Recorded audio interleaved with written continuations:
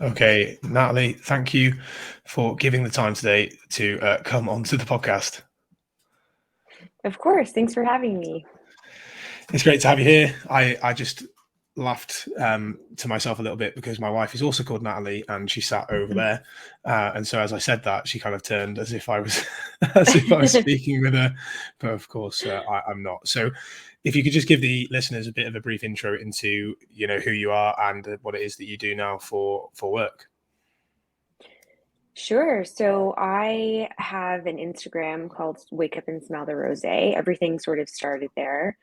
When I was in my master's learning counseling and clinical psychology, I started blogging on Instagram, just posting my daily breakfast bowl and sort of gained a following of other people who really liked, pretty breakfast bowls. It was like oatmeal or smoothie bowls and stuff like that.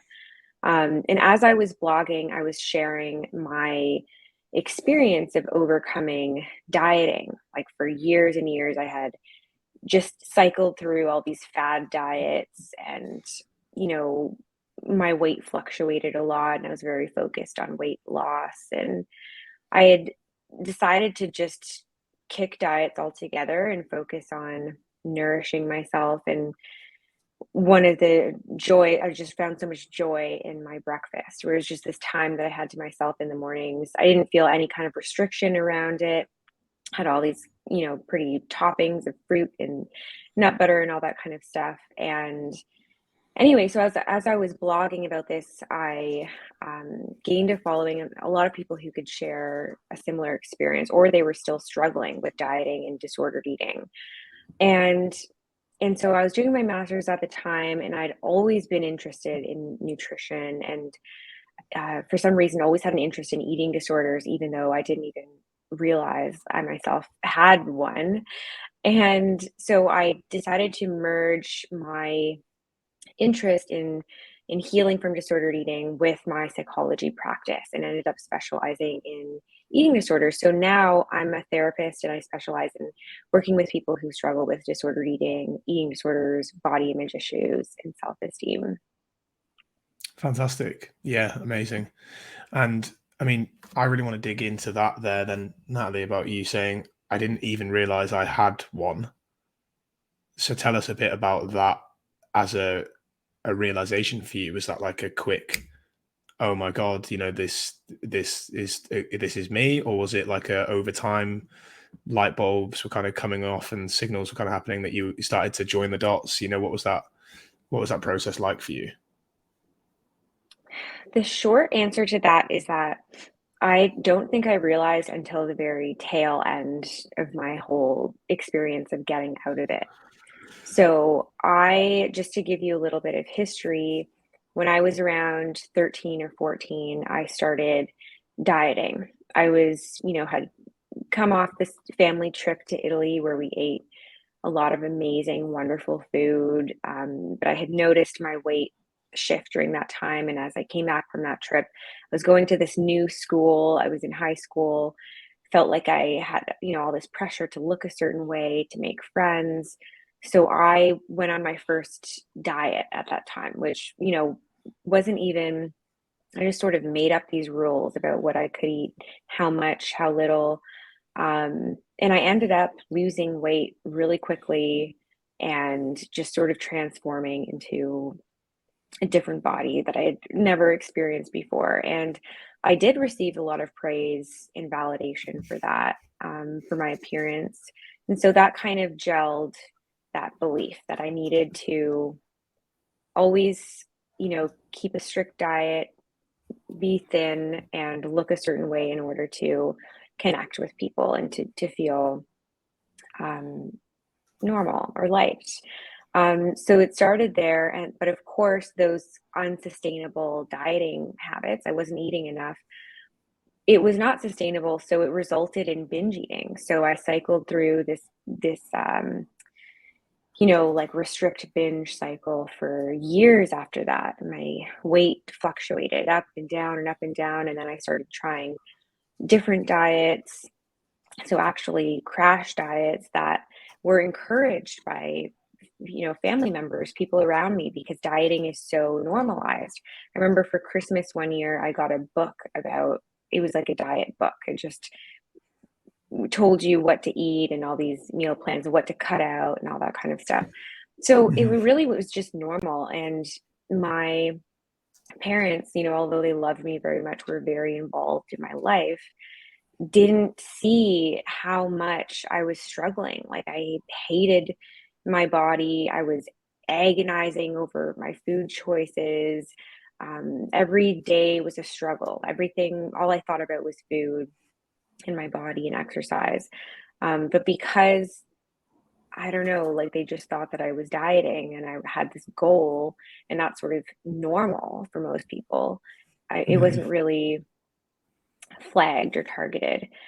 Mhm. And so I kind of just got to the point. So, I was around maybe 24, 25 when I finally decided to stop dieting. I just said, this isn't working. If cutting out all these foods and then getting so deprived that I suddenly lose control and have to eat everything I've been depriving myself of, and I'm going through this cycle, it's not working. So I just stopped. I really tried to focus on including all the food groups, not majorly restricting in any way, developing a healthier relationship with movement, finding something I enjoyed, being Mhm. consistent but not obsessive.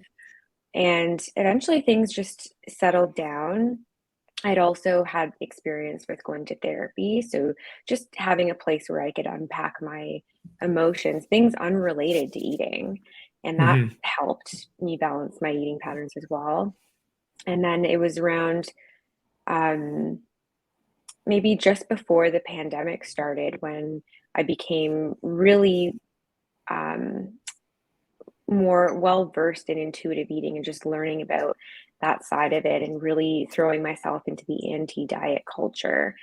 And then really seeing, wow, like, I think what I had was actually an eating disorder, even though I had never looked the part, I was never emaciated, I never lost my period or any of those sort of overt medical signs that normally Mhm. one is diagnosed with an eating disorder when they experience those signs. Mhm. Um, so that's when it really started to click, and that wasn't too long ago. No, of course, yeah. And thank you for sharing all of that. I think it's incredibly interesting to hear that experience, as you mentioned there, all of these behaviors that you would now classify with eating disorder pathology. And as you said, because you were never of a certain look, that you would categorize with that. And as you said, the people who were close to you were seeing your behaviors more as like discipline and like regimented, like almost praised you for that, like ability, oh wow, how disciplined you are, and oh, you're losing weight. It's like it's being praised. And it's like we can't blame almost our family and support structure for their beliefs on that, because that's what they were taught, that's what they were shown, and that's what the society and diet culture as large parades as like healthy. And I think Yeah. that's something to really clarify in this podcast as well, because if this is the first time someone's coming across even the words disordered eating, I know for me, when I started to learn about that as a phrase and as a mindset toward behavioral intentions as well, and the behaviors that are involved, when it comes to restriction and control, anxiety and avoidance, compulsive behaviors, as you said there, like overconsumption and underconsumption, bargaining and Mhm. compensation. I was just like, these were things that a nutrition coach, taught me to do when I was in my early 20s as a way to lose weight. It was as if like that was fitness. Yeah. And it's incredible how actually these things that very much pull you away from the intuition of your body to put your trust into external things is hailed as regimented fitness discipline, that you're committed to your goal. Yeah. Exactly. And then when, a person who values or has been taught to value that level of dedication and achievement, or they've been praised on that, they become even more vulnerable to developing an eating disorder, because then it sort of becomes intertwined with their self-worth.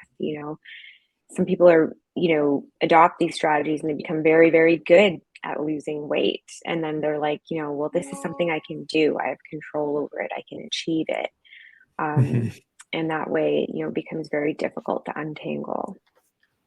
Yeah, massively. And I guess it's difficult, isn't it? Because you have this fitness industry and this diet culture that really it's unbeknownst to themselves almost that they're trying to promote really health and well-being. I wouldn't say that people parade disordered eating habits on purpose to be, not for malintent.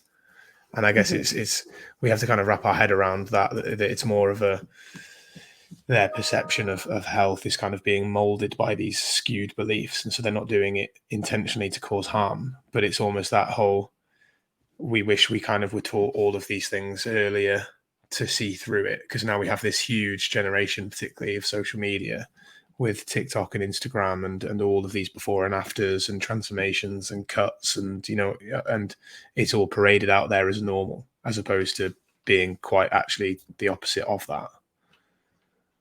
Yeah.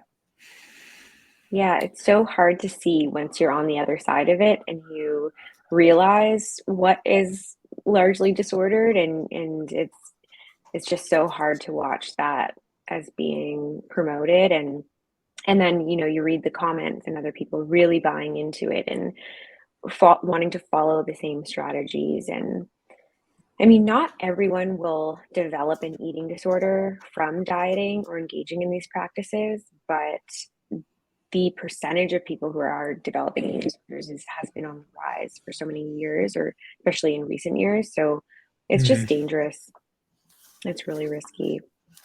Yeah, and I think it would be interesting to clarify almost the difference between disordered eating and eating disorders, because you have that in your, in your Instagram as well, that you work with both, like disordered eating and eating disorder recovery. And I think it would be important, if this is a, listener's first time hearing these terms, well, what's the difference? Someone might say, how can I know the difference between just maybe a behavior that might be disordered versus do I have something that I need to kind of get help with more professionally? Yeah.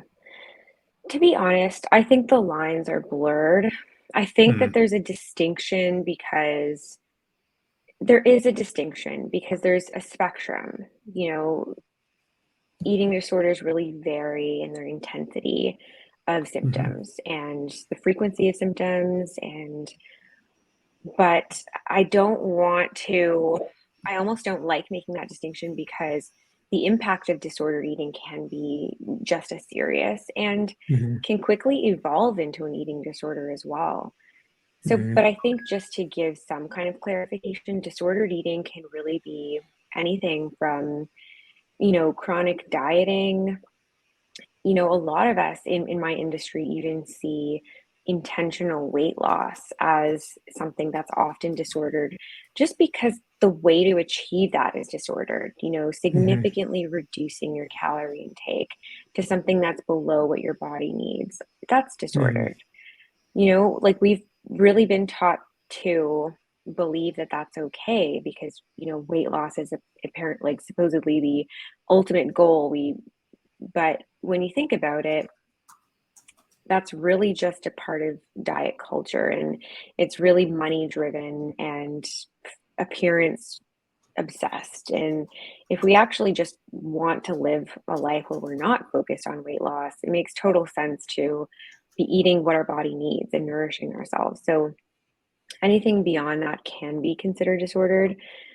On mhm. the other end of the spectrum, eating disorders often involve these, like you said, obsessive and compulsive behaviors, um, significant rigidity, so inflexibility, not being able to be flexible with your eating choices or spontaneous. Um, Really a preoccupation with either weight loss or avoidance of weight gain, or controlling food or controlling weight. Um, that, to the point where it interferes with your quality of life. You might be avoiding social events because you're afraid of what kind of food is going to be there. You're going to feel anxious around that food. It could even just be changes in your emotional well-being. If you're feeling so terrible, having, these really self-deprecating thoughts about your body or your food choices, that's really a sign of an eating disorder as well. Yeah, thank you for that, Natalie. I think, as you said, actually, it's good not to make such a distinction, in that they can be dangerous in and of themselves. They can lead into them, as you said, the lines are blurred, and there can be harm caused by kind of both. And I'd say to people listening to this, if there are ever question marks, and if you've seen some of Natalie's content, and you're thinking, I don't know if this is me or not, you can check out websites around disordered eating disorder pathology, and kind of look at these things and speak with your medical team about these things, and kind of find the help that you need. I guess one of my bigger questions would be, in this world of like fitness and Fitspo and Fitspiration and all the rest of it, how can we define a healthy relationship with food and with our like bodies and exercise, particularly if that a lot of what we see is heavily restrictive, regimented, only for, as you mentioned, weight loss and for physique and aesthetic benefits? How can we see through that and see, well, actually, what is a way for me to nourish my body and move it in a way that feels good? I think it might be about asking yourself what is going to be spontaneous or, sorry, sustainable. A lot of the time, just these practices are really not sustainable.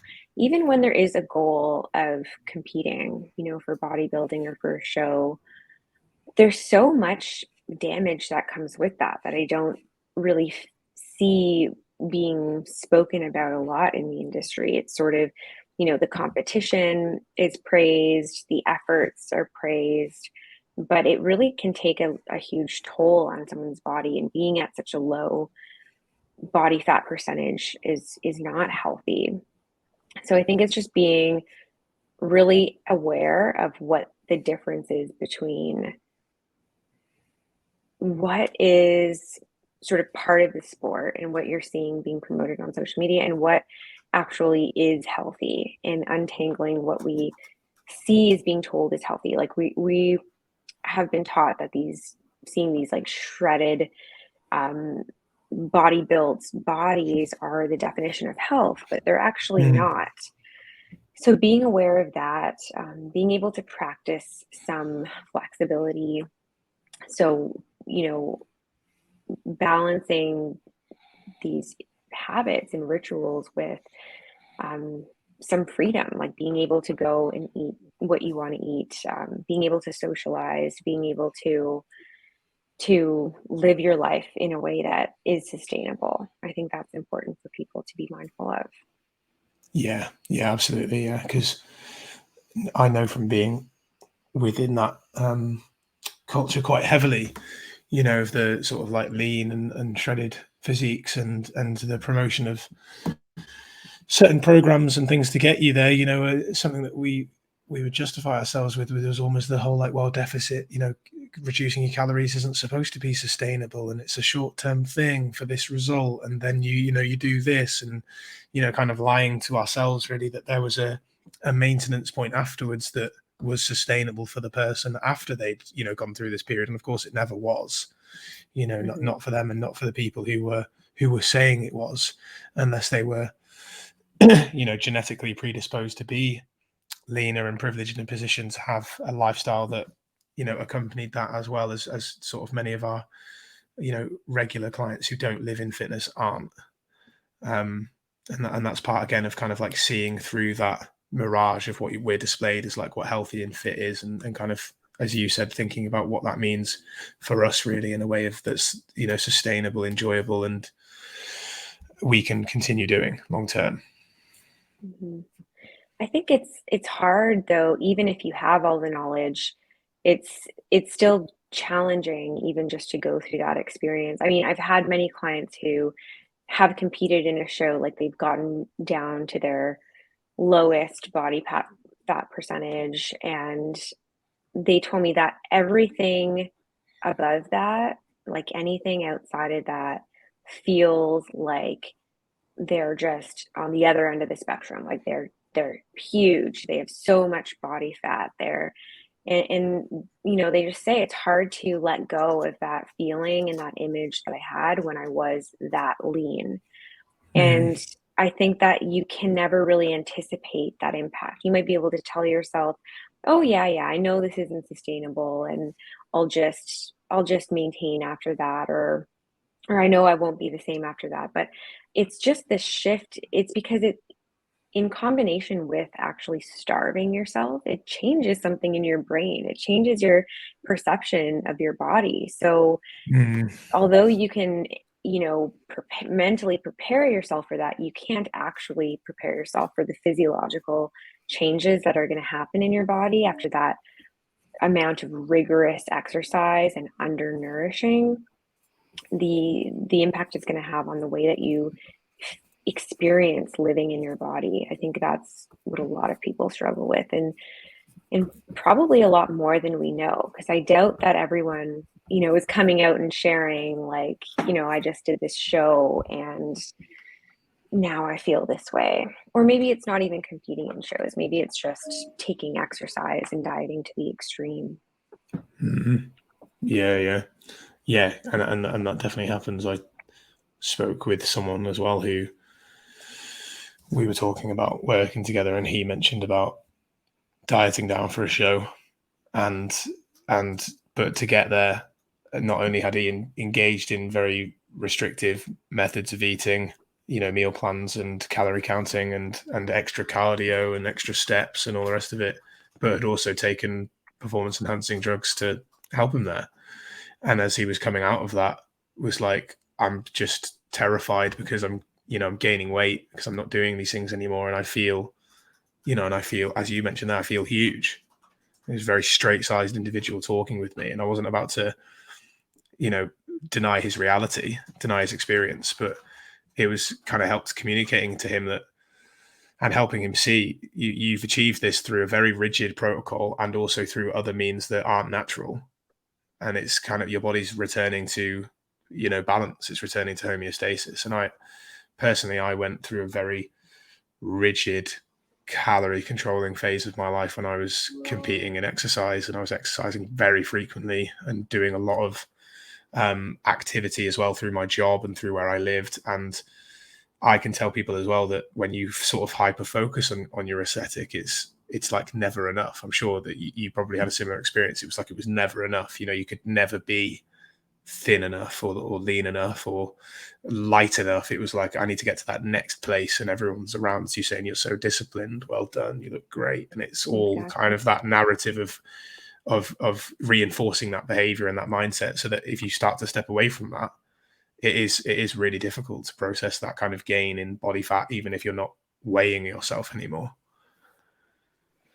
Definitely. Because, yeah, the emotions become intertwined with it, your self-image. It's not just gaining some weight. It's, you know, for most people, it's feeling like they're failing, Mm, feeling like they've lost all this progress and effort that they put into it, feeling like they're going to lose that praise and validation, even if it's not on a conscious level. It's very subconscious, because our body starts to feel safe in those spaces, you know, having that control, having the validation, the achievement, you know, we start to feel safe there, even if mm. it starts having these negative consequences. So anything outside of that starts to feel unsafe and very anxiety provoking. Yeah, particularly if, as you said there, that validation from other people and that kind of praise and that feeling of control that you have yourself. Even if, as you know, you said that you struggled with it, I definitely struggled with it. These kind of binges, these large intakes of food that you would go through, these periods where you would lose control, particularly if you broke any of your rules, your self-imposed sort of rules or restrictions, and then getting back Mm-hmm. on track. The kind of get back on track. That's even a verbiage that is just plastered across social media as as a way to try and motivate people for behavior change. Get back on track, you know, and it's what it really means is get back to restriction, please, you know. Yeah. Yeah. And we would have never gotten off any kind of track if we weren't put on these restrictive diets or encouraged, you know. It's just, Yeah, it's that a vicious cycle. it is. And I find myself almost becoming more and more kind of challenging of any sort of like rule, you know, because as we said pre getting on air, you know, for me, I fully made that sort of transition into intuitive eating and anti-diet, and I find myself very much, you know, challenging all of these things that I would have, you know, used to say, and coming out with that and saying, look, like I definitely felt like this way, and I apologize for that, and actually, how about this? And I'm almost throwing things out there that like challenge the status quo in every way, you know, like any diet or healthy eating program or whatever is very much a man-made construct. And it's like, what if you threw all of that away and focused instead on how you feel and what you want to do? Because a lot of my clients, they come to me and they're like, I'm there saying, what do you want? And they're like, I don't even know.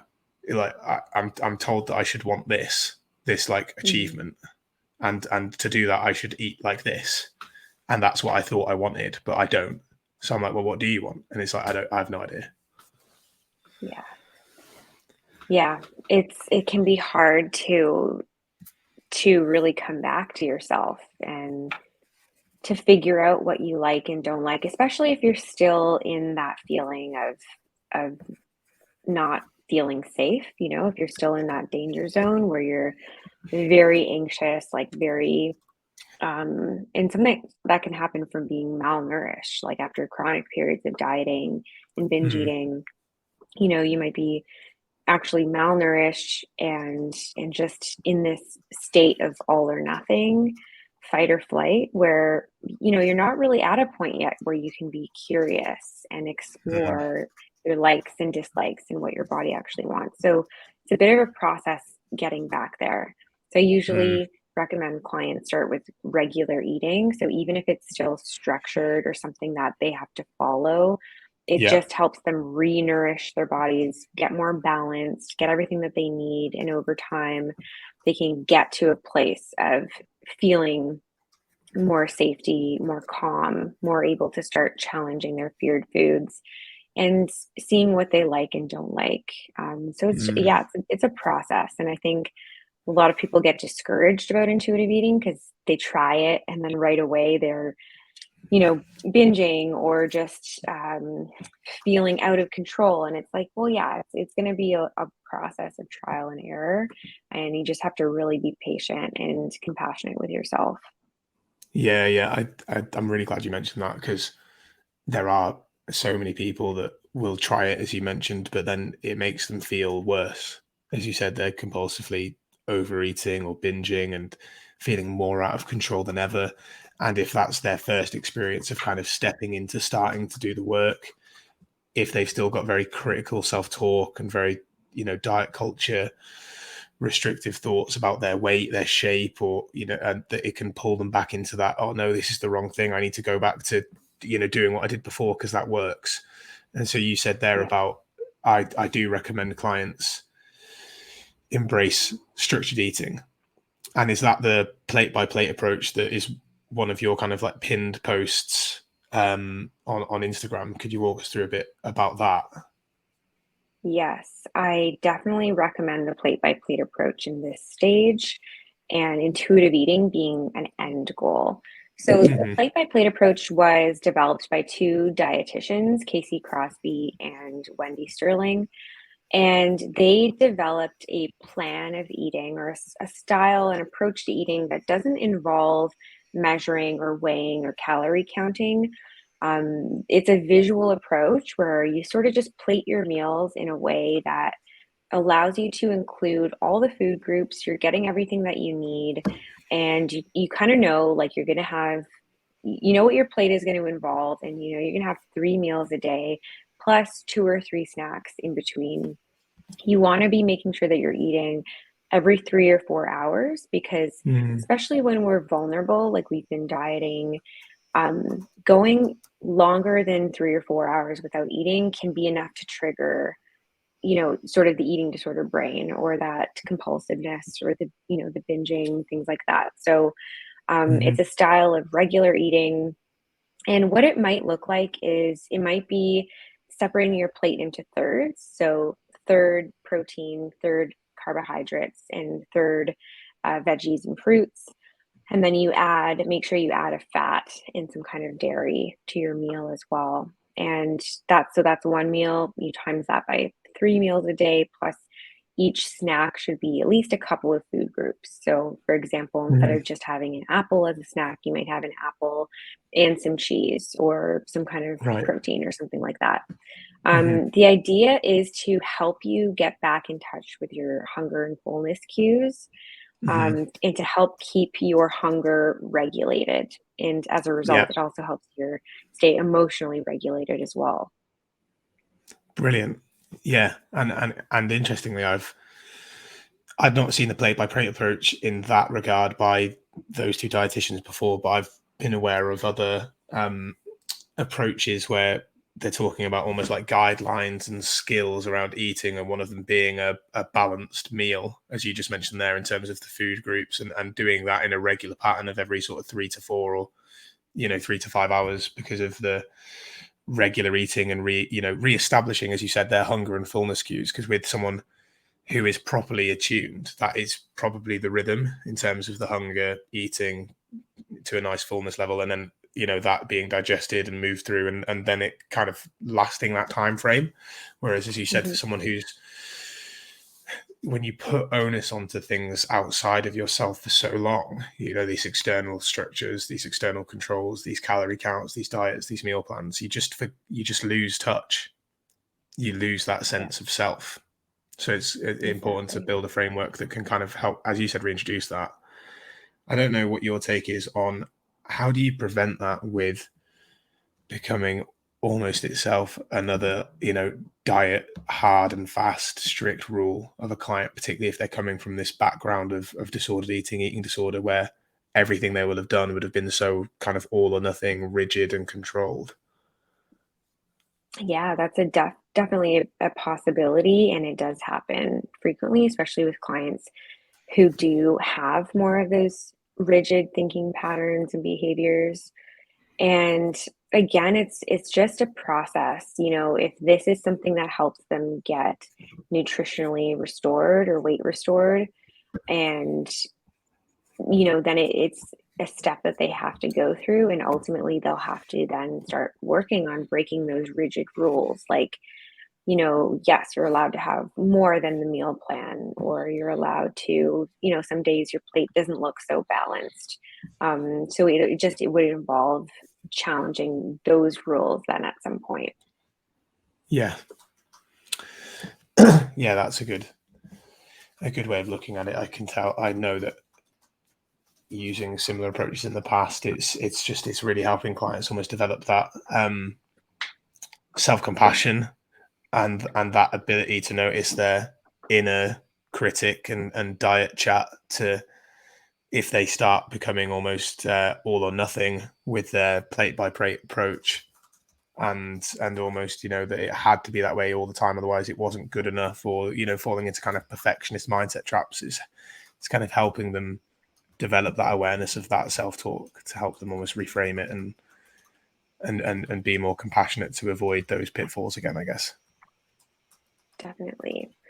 Yeah, there's always like the nutrition component and the psychological component to eating, where you can't have one without the other. Like, you can do all the mindset work, challenge your thoughts, all or nothing thinking, but unless you're changing what you're eating, like, behaviorally challenging yourself with food, then you're not going to be able to break the patterns. And then similarly, like, you could be changing your eating patterns following this new method, but if you're not challenging the perfectionism or the rigidity, then the rigid thinking patterns, then it's, you're still going to feel kind of stuck. So it's always a bit of both.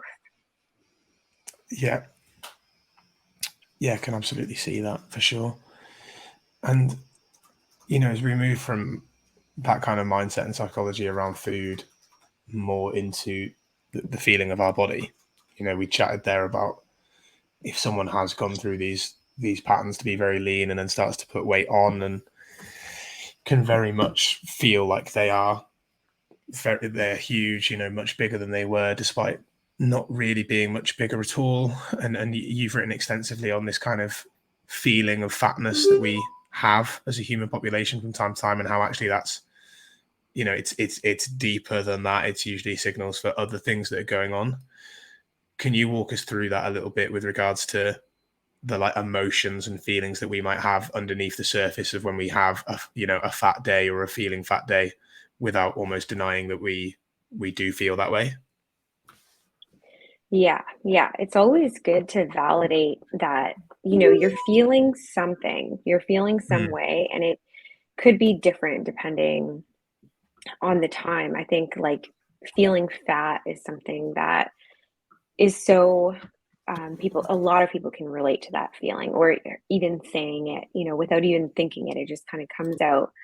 And it can be Yeah. so many things. I mean, one thing is, society has basically drilled into us that fatness is wrong or shameful, or unhealthy. Like this is internalized fat phobia. So sometimes if someone is feeling maybe bloated or uncomfortable, their clothes are feeling tight, or they're feeling going through hormonal changes, they might confuse that with feeling fat. Like they might assume that they gained weight, and so they might say that, but it's often missing the point. So it inadvertently perpetuates this idea that fatness is wrong or bad, because they're never saying it in a positive way.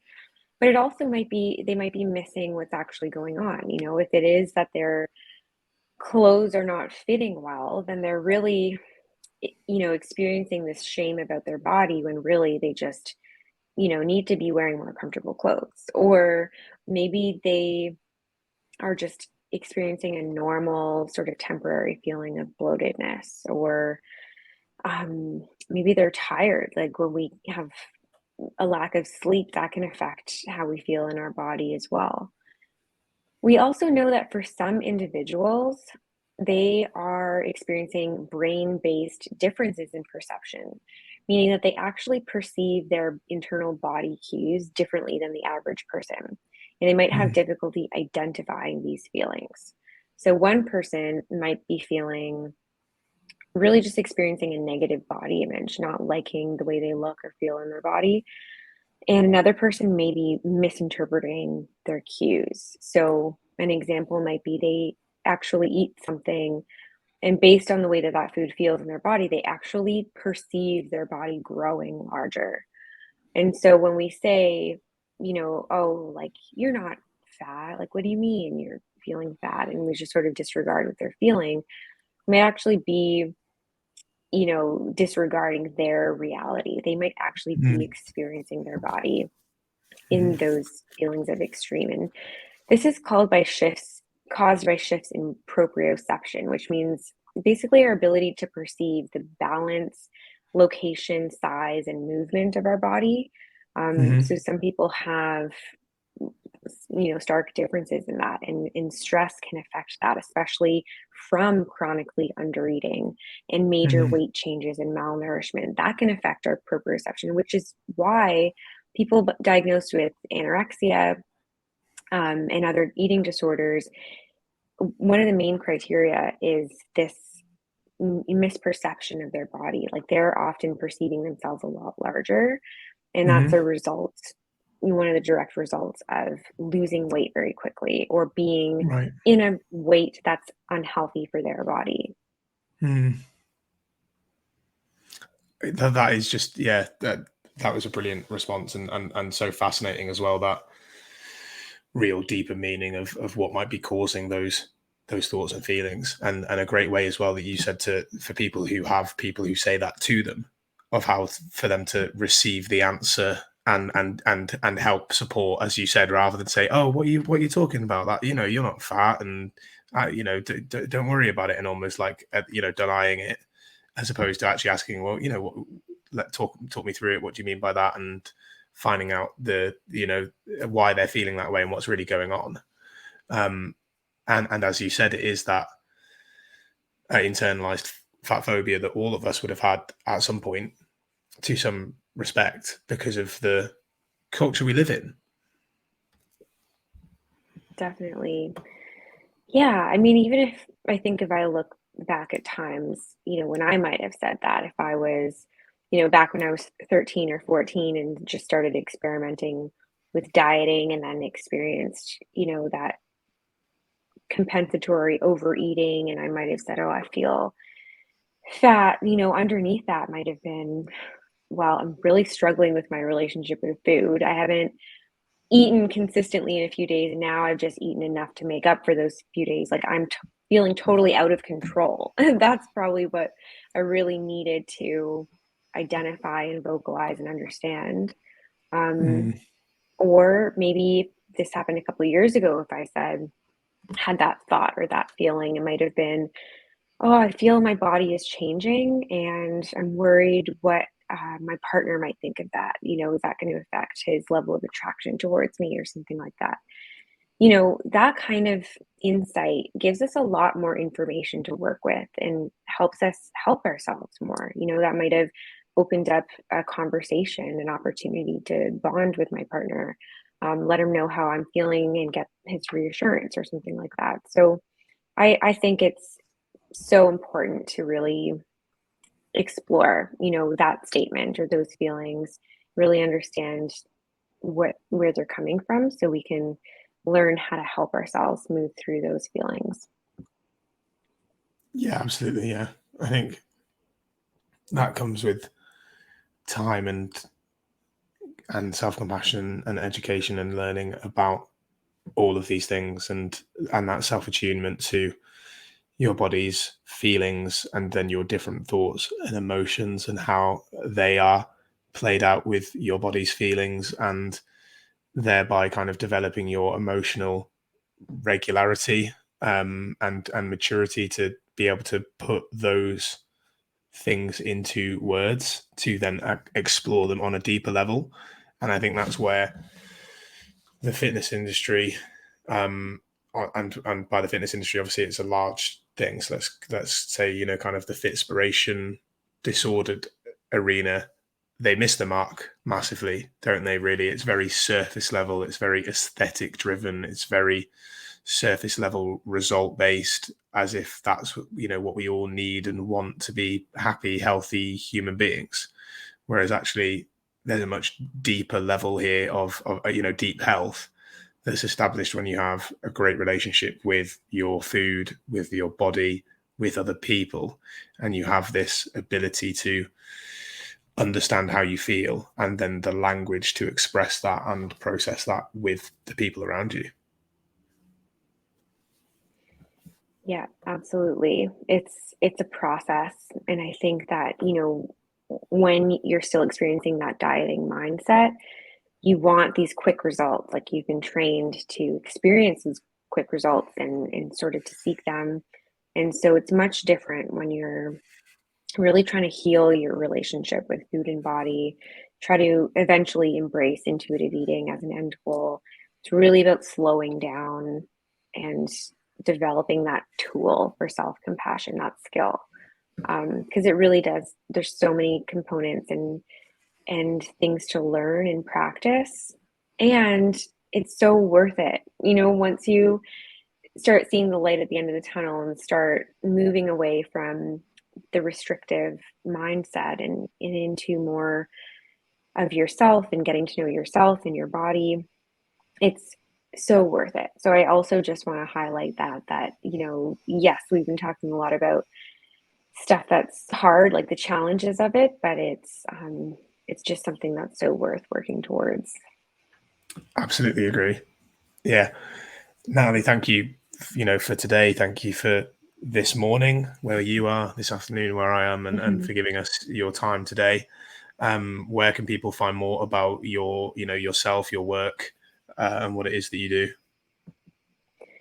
Yeah, so my handle is Wake Up and Smell the Rose. So you can find me on Instagram, on TikTok, and my website as well as wakeupandsmelltherose.com. Brilliant. Well, I'll link all of that in the description of this episode. Natalie, thank you again for coming on. It's been a pleasure talking with you today. Thank you so much.